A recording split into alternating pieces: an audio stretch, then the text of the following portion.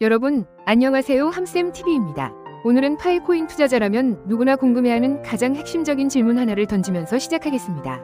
파이코인, 정말로 전 세계에서 돈처럼 쓰이고 있을까요? SNS에서는 아프리카에서 파이로 차를 샀다, 동남아 카페에서 파이로 커피를 마신다, 중동에서 파이 결제가 활성화되고 있다는 이야기들이 넘쳐납니다. 하지만 정작 구체적인 증거를 찾아보면 애매한 경우가 많죠. 어디서, 누가, 얼마나, 어떻게 쓰고 있는지 명확하지 않습니다. 그래서 오늘 영상에서는 팬심도, 안티시각도 아닌 냉정한 데이터와 공식 발표, 현지 보도를 토대로 파이코인의 실제 사용 현황을 지역별로 심층 분석해보겠습니다. 아프리카에서는 정말 파이로 물건을 살까요? 동남아에서는 왜 파이 사용자가 가장 많을까요? 북미와 남미에서는 어떤 방식으로 파이가 쓰일까요? 중동에서는 왜 파이 이야기가 상대적으로 적을까요? 지금부터 하나씩 풀어보겠습니다. 먼저 용어부터 정확히 정리하고 가겠습니다. 인터넷에서 파이로 결제한다, 파이로 물건을 산다는 표현을 볼 때 우리는 이것을 크게 세 가지 단계로 구분해야 합니다. 첫 번째 단계, 커뮤니티 실험. 몇몇 상점, 몇몇 개인이 우리끼리 한번 파이로 거래해보자 하는 식으로 이벤트성, 일회성으로 시도하는 수준입니다. 두 번째 단계, 파일럿 테스트. 특정 지역 상권이나 온라인 쇼핑몰이 일정 기간 동안 또는 일부 상품에 한해서 파이 결제 가능이라고 공식 홍보하며 테스트하는 단계죠. 세 번째 단계, 상용화 안착. 실제 매출의 상당 부분이 파이로 결제되고 가격 표시도 현지 화폐와 파이를 변기하며 세금 신고, 회계 처리, 재고 관리까지 파이를 염두에 두고 시스템이 돌아가는 수준입니다. 자, 그렇다면 지금 파이코인은 이 중 어디쯤 와 있을까요? 결론부터 말씀드리면 대부분의 사례가 1단계에서 2단계 사이에 머물러 있습니다. 3단계 상용화 안착 사례는 아직 찾기 어렵습니다. 하지만 그렇다고 해서 파이는 아무데도 안 쓰인다고 말할 수도 없습니다. 왜냐하면 전 세계 곳곳에서 분명히 실험과 테스트가 벌어지고 있기 때문이죠. 지금부터 지역별로 하나씩 살펴보겠습니다. 첫 번째 지역, 아프리카입니다. 아프리카는 독특한 금융 환경을 가진 곳입니다. 많은 사람들이 은행 계좌보다 휴대폰 기반 모바일 머니를 먼저 사용합니다. 케냐의 엠페사 같은 서비스가 대표적이죠. 이런 환경이기 때문에 저비용, 모바일 중심의 새로운 결제 수단에 대한 수요가 매우 큽니다. 파이 네트워크 입장에서는 최적의 실험장인 셈이죠. 파이푸스트와 소상공인 참여. 2025년 3월 파이 네트워크는 오픈 메인넷 이후 첫 번째 파이푸스트를 개최했습니다. 파이푸스트는 전 세계 파이 사용자와 가맹점이 일주일 동안 실제로 파이로 쇼핑을 해보는 글로벌 캠페인입니다. 이 기간 동안 아시아, 아프리카, 남미의 수천 개 소상공인이 참여했다고 알려져 있습니다. 아프리카 여러 국가에서도 카페, 작은 가게, 서비스 업체들이 파이푸스트 기간 동안 파이 결제를 받겠다고 선언하고 행사에 동참했죠. 토고와 서아프리카의 피체인몰. 예를 들어 서아프리카의 토고에서는 피체인몰이라는 이름으로 상인 그룹이 조직되어 파이푸스트 기간 동안 파이로 물건을 사고 파는 장터 역할을 했다는 보도가 있습니다. 온라인 마켓뿐 아니라 오프라인 매장들도 참여했고 실제로 파이를 주고받는 거래가 이루어졌다고 합니다. 나이지리아의 바터형 거래. 또 나이지리아에서는 파이 사용자들이 커뮤니티 차원에서 바터물 물교환에 가까운 거래를 조직했습니다. 옷, 전자기기, 심지어 음식까지 파이로 가격을 매기고 파이로 지불하는 이벤트들이 열렸죠. 이건 분명히 의미가 있습니다. 최소한 지갑 속 숫자에만 머물러 있는 코인이 아니라 실제로 물건과 교환된 적이 있는 코인이라는 뜻이니까요. 하지만 한계도 분명합니다. 그런데 여기서 중요한 점은 이 모든 사례가 아직은 지속적인 상용화라기보다 이벤트 실험 수준이라는 겁니다. 국가가 인정한 법정화폐가 아니고 세금이나 회계 처리 방법이 명확하지 않으며 가격도 고정된 게 아니라 그때그때 임의 환율을 적용하는 경우가 많습니다. 심지어 일부 보도에서는 차량 판매 등에서 파이 결제를 악용한 사기 논란도 제기되었습니다. 정리하면 아프리카에서는 분명 파이를 돈처럼 써본 사람과 가게가 존재합니다. 하지만 이것을 안정된 화폐 시스템이라고 부르기에는 아직 갈 길이 멀다는 게 현실입니다. 이번에는 동남아시아로 가보겠습니다. 여기는 말 그대로 파이의 핵심 본진 중 하나입니다. 사용자 비중 동남아가 압도적. 공식 및 반공식 분석을 종합하면 2025년 2월 기준 파이 네트워크 전체 사용자 중 60% 이상이 동남아에 집중되어 있다는 연구 결과가 있습니다. 특히 베트남 12%, 필리핀 9%, 인도네시아 7% 이런 식으로 동남아 몇 개 나라에 사용자가 크게 몰려있다고 합니다. 사용자가 많으니 당연히 결제 실험도 가장 활발할 수밖에 없겠죠. 카페 식당 미용실에서의 파이 결제. 실제로 인도네시아, 베트남, 필리핀의 소규모 비즈니스와 온라인 플랫폼이 파이 결제를 대안 결제 수단으로 테스트하고 있다는 보고가 있습니다. 베트남의 경우 수십 개의 카페, 작은 식당, 기념품점, 스파, 이발소 등이 시범적으로 파이 결제를 받고 있다는 현지 커뮤니티의 증언도 나왔습니다. 또 다른 기사에서는 중국, 베트남, 한국, 태국, 미국 등지에서 커피부터 자동차까지 파이로 결제하는 사례가 늘고 있다는 언급도 있습니다. 파이프스트와 맵 오브 피. 오픈 메인넷 이후 열린 첫 파이프스트 기간에는 맵 오브 피라는 지도를 통해 파이 결제를 받는 상점들을 한눈에 볼 수 있게 지원했습니다. 이 지도에는 동남아 지역의 여러 가게들이 표시되었고 사용자들은 실제로 그 가게를 방문해 파이로 결제하는 인증샷을 SNS에 올리며 우리는 이제 진짜 상용화됐다는 분위기를 만들고 있습니다. 하지만 규제 경고도 동시에 존재. 그런데 이게 너무 잘 나가는 것처럼 보이자 몇몇 정부와 규제 당국이 경고를 날리기 시작합니다. 예를 들어 중국, 베트남, 태국 같은 나라에서는 파이 네트워크의 합법성과 투자, 위험성에 대한 주의 경고가 나온 바 있습니다. 이는 파이 결제 확산에 법적 불확실성을 더하고 있는 상황이죠.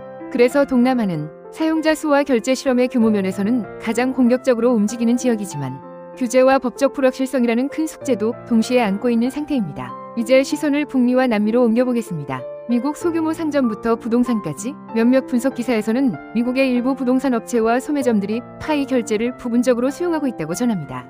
예를 들어 부동산 계약 시 일부 금액을 파이로 받는다거나 특정 프로모션 기간 동안 파이로 선결제를 받는다는 식의 한정적, 실험적 케이스들이 보고됩니다. 또 다른 기사에서는 커피부터 자동차까지 다양한 품목에서 파이가 사용되고 있다고 소개하기도 합니다. 하지만 이 역시 전국적으로 일반화된 결제 시스템이라기보다는 일부 업체, 일부 커뮤니티 중심의 실험적 채택으로 보는 게 정확합니다.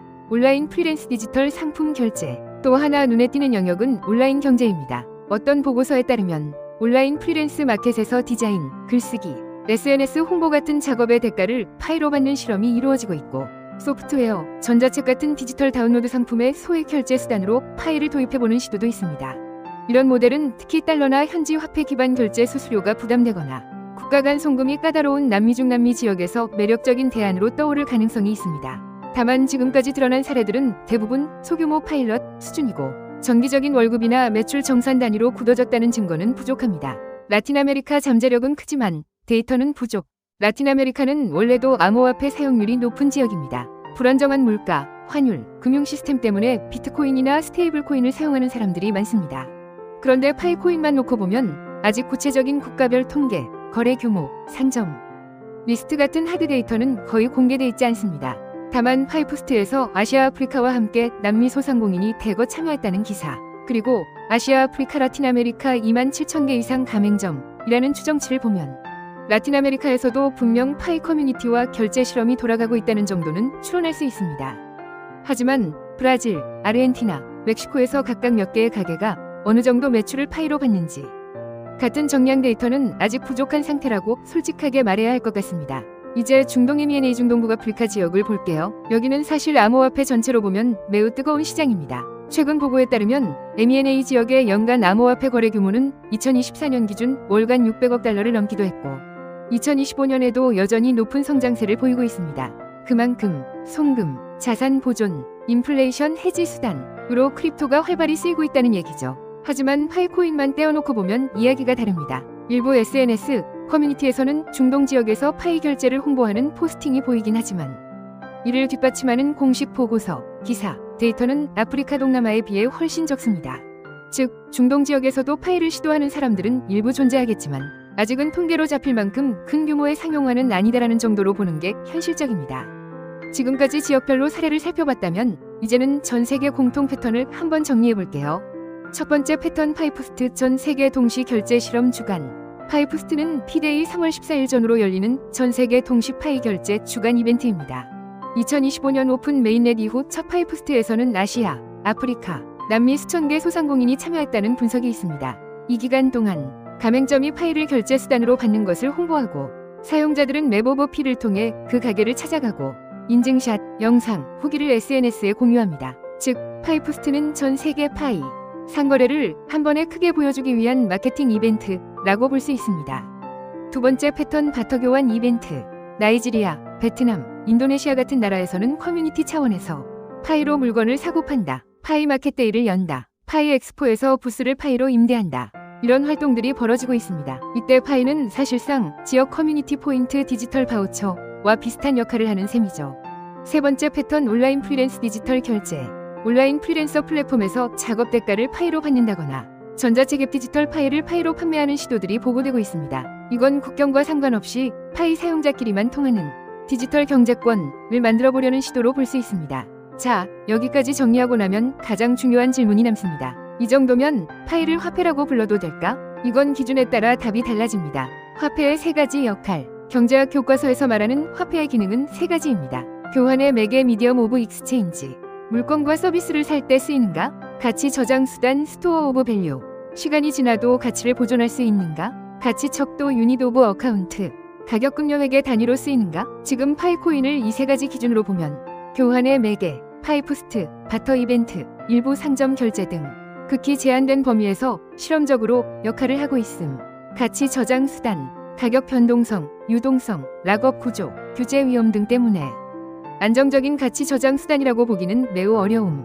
가치 척도, 대부분의 나라에서 물건값은 여전히 현지 화폐 달러 스테이블 코인 기준. 파이는 가격 표시의 보조 단위 수준에 머무는 경우가 많음. 따라서 지금 시점의 파이는 글로벌 화폐라기보다는 특정 커뮤니티와 이벤트에서 제한적으로 사용되는 실험적 결제. 토큰에 가깝다고 부르는 게 더 솔직한 표현이라고 생각합니다. 그렇다고 해서 파이는 아무 쓸모없다 라고 말하기도 어렵습니다. 왜냐하면 우리가 살펴본 것처럼 아프리카, 아시아, 남미 곳곳에서 실제로 파이로 물건과 서비스가 거래된 적이 있고 수많은 소상공인들이 결제 수수료 은행 시스템 대신 새로운 대안을 실험하고 있으며 동남아에선 전체 사용자의 60% 이상이 모여 활발한 커뮤니티와 이벤트를 만들고 있습니다. 이건 분명 중앙화된 금융 시스템 밖에서 사람들이 새로운 결제 수단을 탐색하고 있다는 신호입니다. 즉, 파이코인 그 자체가 성공하든 실패하든 이 패턴은 앞으로 지역 화폐, 커뮤니티 코인, 소상공인 전용 결제 토큰, 국경을 넘는 프리랜스 결제 수단 같은 것들이 등장할 실험 플랫폼 역할을 한 셈이죠. 마지막으로 이 영상을 보고 계신 여러분이 파이 사용자이거나 투자 관점에서 지켜보고 있다면 어떤 태도를 취해야 할지 정리해 보겠습니다. 1. 아프리카에서 사용된다는 문장을 그대로 믿지 말고 어디서, 누가, 무엇을, 얼마나까지 확인하자. 구체적인 가게 이름, 지역, 거래 사진, 기간을 확인해야 합니다. 2. 이벤트와 상용화를 명확히 구분하자. 파이푸스트, 엑스포, 바터데이, 특별 행사와 일상적인 월 매출금 여세금 결제는 완전히 다릅니다. 3. 규제법적 리스크를 항상 염두에 두자. 일부 국가는 파이에 대해 공식 경고도 냈습니다. 언제든 규제가 바뀔 수 있다는 걸 기억하세요. 4. 전체 자산 중 일부로만 접근하자. 파이는 실험적 프로젝트라는 걸 인정하고 절대 몰빵하지 말고 실패해도 감당 가능한 수준에서만 참여하는 게 안전합니다. 5. 생태계 실사용 데이터가 쌓이는지를 지켜보자. 실제 결제 건수, 가맹점 수, 락업 해제 이후 유동성, 그리고 무엇보다도 사람들이 3년, 5년 뒤에도 여전히 파이를 쓰고 있는지를 보는 게 중요합니다. 정리해보겠습니다. 아프리카에서는 소상공인과 커뮤니티를 중심으로 파이 결제 실험과 바터 거래가 벌어지고 있고 동남아에서는 세계 최대 사용자 기반 위에 카페 식당 미용실 온라인 상점들이 파이 결제를 테스트하고 있으며 북남미에서는 온라인 프리랜스와 일부 상점, 부동산 업자가 제한적으로 파이를 받아보는 상황이고 중동 M&A에서는 전체 크립토는 급성장하고 있지만 파이만 놓고 보면 아직 눈에 띌 만한 대형 데이터는 부족합니다. 이 모든 것을 종합해보면 지금의 파이는 이미 어느 정도 쓰이고는 있지만 아직 화폐라고 부르기엔 이른 거대한 실험의 한가운데 쯤에 서 있다고 보는 게 가장 솔직한 표현일 겁니다. 오늘 영상은 팬들의 기대와 현실 사이 그 중간 어딘가에 서서 냉정하게 이야기를 나눠봤습니다. 혹시 더 궁금하신 주제가 있다면 댓글로 남겨주세요. 앞으로 5년 안에 파이가 진짜 화폐가 되려면 필요한 조건 7가지. 파이와 비슷하게 시작했다가 사라진 프로젝트들 비교 분석. 한국 투자자의 관점에서 파이를 다루는 3가지 전략. 이런 주제로도 또 한 편의 심층 나레이션을 만들어 보겠습니다. 시청해주셔서 감사합니다. 구독과 좋아요, 알림 설정도 잊지 마세요. 다음 영상에서 뵙겠습니다.